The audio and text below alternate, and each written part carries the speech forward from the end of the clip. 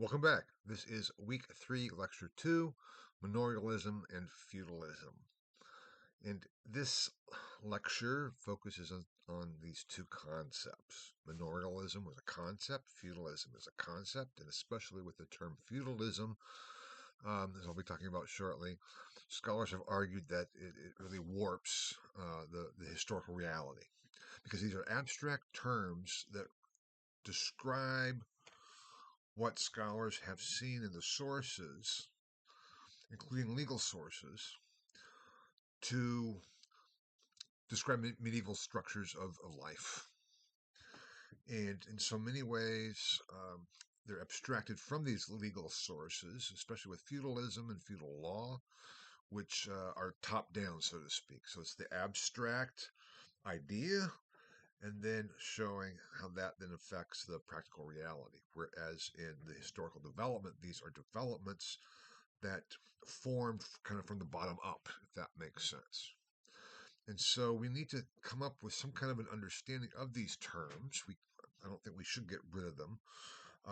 It just all depends on how we understand these terms, because as I've kind of said before, we have to come up with artificial terms to describe what we observe. That's what historians do. That's what cosmologists do. That's what scientists do. And we have to do so as well. And so when we see these different developments, how do we describe them? And so if we say, okay, we're going to get rid of especially feudalism, um, or any ism, most isms are abstractions that do not really, that never really existed as they are described in their abstract ism sense. Most isms come from 19th century German philosophy and metaphysics, and I'm not going to go into all of that. But it gets at something like nationalism. And this is kind of going off the way by the wayside, so to speak. But nationalism, just as an example, is not a thing, and yet it gets at something. If we talk about the nationalism of the United States, what are we talking about? There's no such thing as the nationalism of the United States, and yet there is. And the same thing with feudalism and manorialism. It gets at some kind of historical reality of the medieval life of Christendom. And so if we got rid of those terms, we'd almost have to replace it with something else. Other terms would be equally artificial. That's the problem of the issue. So as long as we realize that these terms are not things themselves, we'll be okay. Now, that being said, I'm going to give more definitions, which too are artificial and abstractions. So if we go to this first slide, we see these definitions. Manorialism as the socioeconomic system of Christendom. Now, clearly, that is an abstraction. There's no such thing as a socioeconomic system. That's what historians have looked at and described. Um, but this gets at something too, because as Christendom developed, as I talked about last lecture, fully emerging with Charlemagne and Charlemagne's empire, the Christian empire with Charlemagne, um, what was it more than that? That was kind of the political structure, but how did it all work together? The manorialism became the economic basis, and this is all going to become important for later on in the course. And then feudalism was the, as I defined here, is the political, legal, and cultural system of Christendom. And that too was slow in developing. In so many ways, feudalism becomes identified with the Middle Ages as such. And that is really a misperception. And we term feudal law and feudal, that's primarily feudal, that is negative. It's backwards. It's, oh my God. It's like the same thing with medieval. That's absolutely medieval, as used as a pejorative. Of course, in my view, medieval is not a pejorative. Neither is feudalism or feudal. It just describes the structure.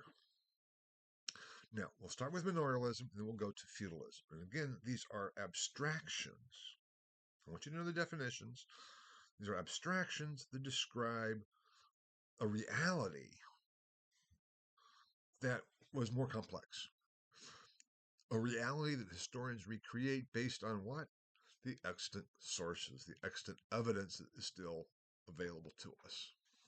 So let's look at both of these systems. The socioeconomic system with manorialism, and then we'll turn to the feudalism, the legal, cultural, political system. And we'll go from there because these are going to be important for understanding what was going on and some of the conflicts that will be going on, which I'll be talking about next lecture. Alrighty, so here we go with manorialism. The medieval manor is the basis of manorialism, and this is manor like a manor house. I mean, we still talked about in the antebellum South. Here we talk about the manors and the plantations, and so with the manor house. And I don't mean to imply we could, because the manor was not a slave economy, whereas in the South it was. I'm just using that in terms of the manor, in terms of the idea of a manor house and a manor in terms of a system. But the manor, as such, was a cleared piece of land that could be used for agricultural purposes, governed over by the lord of the manor. Now, the medieval term lord or dominus is also a problematic one. We'll see also for the feudal system. I talked about the problems with the term ordo and the significance of the term ordo in the medieval mind and how it could refer to very different things. Dominus or lord is the same thing. It is a complex term because God is dominus, but so is the emperor, but so is whoever is in charge of the manor. The manor, it could be a noble, it could be a knight, but it didn't have to be. It just was the person in charge. And last lecture, in terms of Charlemagne and his capitularies, I read to you that the estates, the managers of the estates, or the stewards of the estates. An estate could be a manor, and the steward would be the lord of the manor. But it could be a knight. But this is all kind of, I'm getting there. I'll come back to the knighthood issue. And so it is difficult to say that there is a one-to-one relationship between ordo and a specific meaning, or dominus, or lord, in a specific meaning. It doesn't mean that they were looking at the lord of the manor in the same way they looked at God as Lord, or Jesus as Lord. But there's a close relationship. There is, because a lord is someone who can determine how things work. That's kind of the point. Now, the lord of the manor was responsible for the manor. And if we go to that next slide, you'll see an image of the manor. Now, this is not a very good image. It's kind of hard to see. It's also in the textbook, The Myth of the West, page 262, I believe it is. So you might be able to see it better there. And to make a long story short, there are some very good images of the medieval manor online, but for some reason where I used to be able to just kind of cut and paste, copy and paste, I think they've kind of clamped down on that, and I wasn't able to. At least I wasn't able to copy and paste the images that I wanted to copy and paste here. So we'll have to do with this. But this is in an in-person class. I usually draw this image on the board in terms of the medieval manor. Now, I'm not a great artist. As if we were in class, in the classroom, you'd see my drawings and my maps, and they're all not very good. But the idea gets across. At least I hope it does. That's the whole point. And so this medieval manor, as I draw it on the board, is a big circle with the manor house and then the fields and the church and everything else. Was the basis for the agriculture. So they had to clear the land for farming to make it arable. And as we'll talk about after the midterm, what happens around the year 1000 is there's an increase in population and an increase in clearing of arable land. And how arable land just means land available for farming. How that was able to work. Now, the structures here of the manor, if we go back, were that there's the lord of the manor and there was the peasants. And the peasants worked on the manor. Now, again, I talked last lecture about the three orders, or ordos, or ordines, those who fought, those who prayed, and those who worked, and how peasants was this category of everybody who was not a member of the clergy or a member of the nobility. So it becomes also an inherently tenuous concept, especially as we go on into the High and later Middle Ages, because it's a legal clarification, a classification of a peasant. But here on the medieval manor, it almost fits our image of a medieval peasant. Medieval peasants were someone who worked the land. In the medieval manor, that was the case. And so we have the peasants who are living in the village, and the lord of the manor, and we have land. Now, traditionally, and this is going to be a big issue too, because as we get into the later Middle Ages, we'll talk about peasant revolts. There was never a peasant revolt in the late medieval period or even going into the Reformation period. If you take my Reformation course, you'll hear about this. The so-called German Peasants' War of 1525. They never said, we don't want to be peasants anymore, that we are equal to lords and we're all equal, blah, blah, blah, blah, blah. That was never the basis.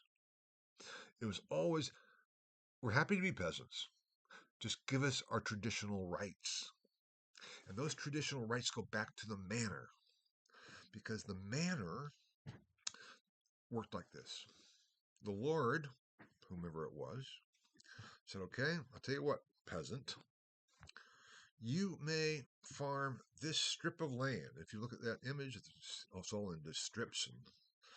And you may farm this strip of land and use the profits for it. You can live off of this. You can fish in the streams. You can hunt in the woods. You can gather firewood in the woods for your own use. All that's well and good. Now, for that, I will protect you. This is my land after all. I will protect you. You have to pay me a percentage, a tax, of your produce. Number one. Number two, there's land that I have kept for myself called the domain, the Lord's domain. And I think I have it there. No, I don't have it there, but it is on the slide. And the reason is because it's often a French word, domain. But anyway, the whole point being that you have to also then work on my land. So there's the lord of the manor's own land, or his domain. Also, the word lord is behind the word domain. The lord's land. And if you do that, you can work on your own land, and you can take all the harvest for yourself to live off of. You have to pay me a tax from what you collect and work on my own land. So when I need you, you say, I need you to come work on my domain, and you have to come and work on my domain. Now, it seems like a pretty good deal. Peasants got land to work so they could farm for themselves. They could hunt in the woods. They could collect firewood so they could cook their food. They could fish in the streams. All they had to do was work on the Lord's land when needed and called upon to do so. And there was a lot more peasants than lords, and so it's not like there was just one peasant that had to do all the Lord's work. Seemed like a good deal. And by and large, it was as such. But here's an inherent tension. Let's say that you are a peasant and you are growing some kind of wheat. And of course, the lord of the manor is also on his domain is growing wheat. And it comes harvest time. Now, if any of you have grown up on a farm, I grew up on a farm. And so it's like, the timing of harvest is important. If you harvest your crops too soon or too late, there's going to be a problem. So you can all of a sudden start to see this inherent conflict. If the Lord says, oh, I need you to come and, harvest my crops. The peasant will say, yeah, but I have to harvest mine. He says, you have to harvest mine first. I'm the Lord. You have to go do it. And so the whole issue was, how do we handle this conflict between working in the Lord's domain and our own?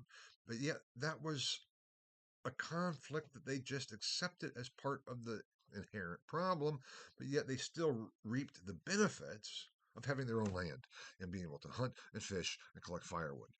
The problem in the later Middle Ages is that the lower level nobility, who were often lords of manors, started feeling economically pinched, as they were for all kinds of reasons. We'll get to some of those later. Later in the course, not here, because this is feeding forward, so to speak, which is a term I hate. Feedback, somehow I'm used to, because when you submit your midterm, I will give you feedback. From that, people who are into pedagogy have often said we also need to feed forward.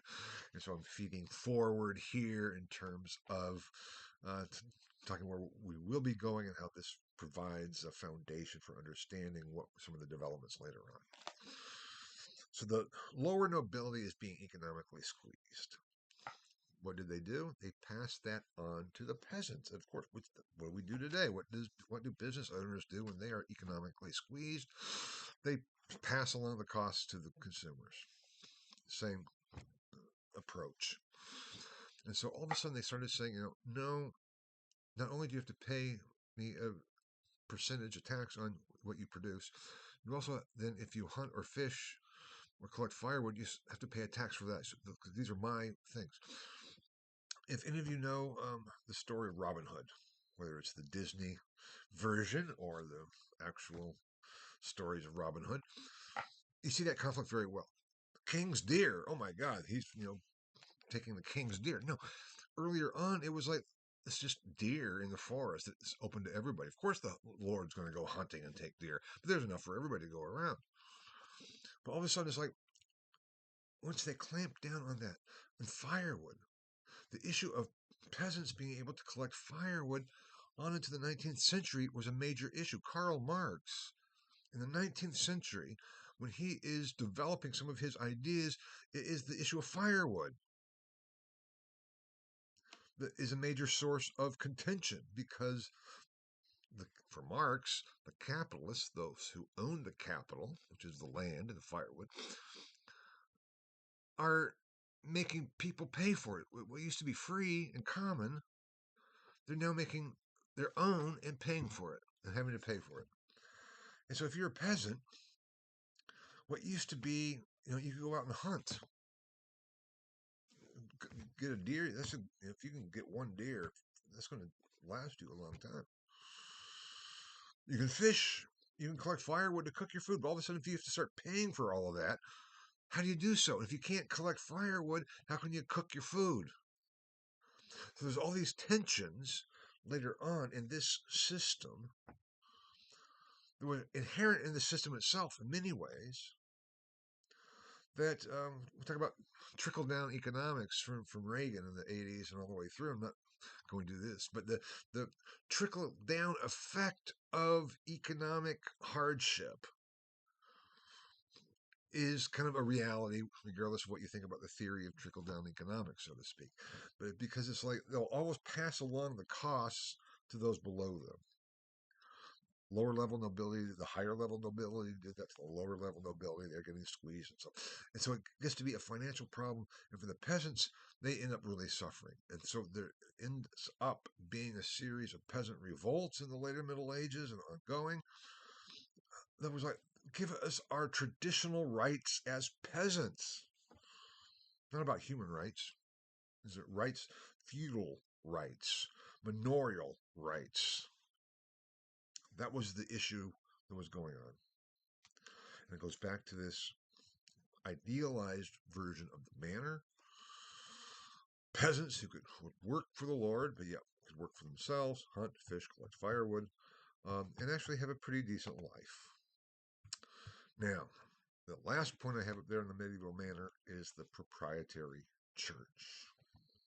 This is going to be central for understanding further developments later on in the course. The proprietary church, because the lord of the manor was responsible, this is always the same thing with feudalism, responsible for the well-being of the peasants, for the well-being of his peasants working on his manor. not only their physical well-being, but also their spiritual well-being. Providing a church. So the church in the village, as you see on the illustration there, becomes the Lord's church. This is my church that I'm providing for you. Now, it's the concept that's important. The institutionalized church or clergy was not very developed and wasn't until on into the 16th century when it really makes a lot of different changes and structures. There was no sense of this educated clergy coming from Rome and being so. If a priest, a local parish priest of, let's say, a village and a manor, what did they have to do? They had to be able to say the Mass in Latin, which takes some learning. It does. They had to be able to perform baptism. They had to be able to perform last rites. They had to be able to perform confessions and celebrate Mass with the Eucharist. That's what they had to do. Anyone who could do anything with Latin could be a priest. The Lord would appoint a priest. And when a priest died, the Lord would say, okay, I need to find a new priest. He might go into the village and say, okay, is there any of you who can, who knows enough Latin that you can perform the sacraments? A priest would have to be ordained by the bishop. The bishop in charge of the diocese. The manor is a very local part of the diocese, so one diocese can have numerous manors. If the lord of the manor said, okay, bishop, here's the person I think should be priest, the bishop would say, okay, boom, fine, I'll ordain him, they'll go from there. Meaning the level of education was very low. Number two, proprietary church. Propriety is ownership. This is going to become very important at the beginning of our discussions of what happens beginning in the year 1000 and thereafter, in terms of the conflict between the increasingly institutionalization of the clergy or the church, depending on how one defines that, and I'll be talking about that later. But in terms of the control and structure over it, who's in charge of the church? The local manor, it is the lord of the manor. For a kingdom or a princedom, it is the lord of that territory, because in some ways the lord of a manor was the lord of the territory of the manor. That concept just went up the kind of hierarchy so that the king is the lord of the realm. And the emperor is the lord of Christendom. I'll be coming back to that shortly. And this is where we see the connections between manorialism and feudalism. We need to keep those two concepts distinct. And yet there are a lot of connections, and we could say in one way that feudalism is based on manorialism. We could say that manorialism is based on feudalism. They work together. But this whole issue that I want to impress upon you, which is, again, very different from our understandings of things, is that for the medieval mind, if you are a lord, you are responsible for your people, for their physical well-being and their spiritual well-being, which means you are responsible too for providing them with the means of salvation, with the church, and you will be responsible to God for how well you fulfilled your office and your spiritual responsibilities as well as your temporal responsibilities. One and the same. Now, proprietary church means this is my church. If I'm a lord of the manor, if I'm a count, if I'm a duke, if I'm a prince, if I'm a king, these are my churches. I'm responsible for them. Now, that will come into conflict, as we'll see after the midterm. But that is part of this whole structure of manorialism. So with that concept in mind, can the structure of manorialism in mind, we can go on to talk about feudalism. And don't worry that you're not going to be asked to describe and discuss the relationship between manorialism and feudalism.